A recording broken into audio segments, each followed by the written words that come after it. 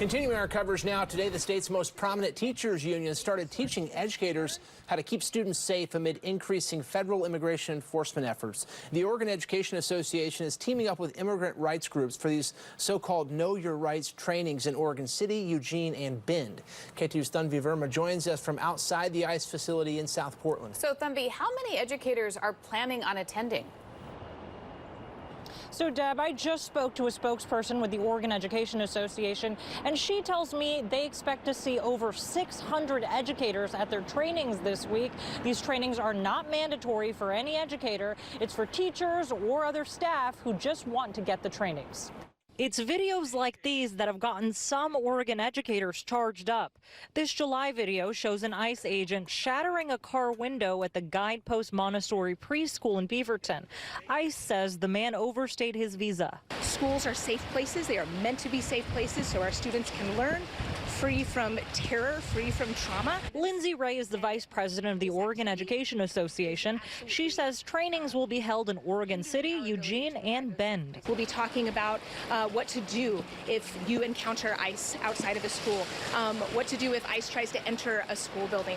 We'll be talking about how to make sure students and families have emergency plans, because we know that some students have had parents kidnapped and are coming home to nobody. The OEA declined to go into specifics of what will be taught at the trainings.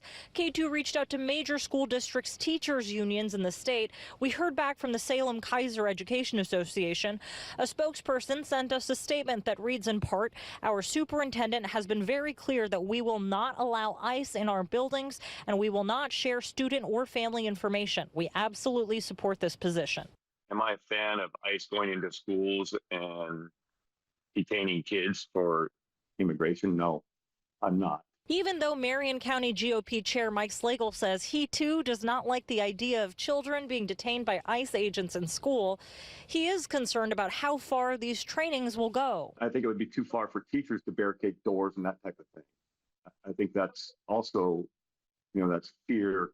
It's going to instill fear with kids too. Some may say that this sort of training is impeding the federal government's ability to enforce federal law. What do you say in response to that?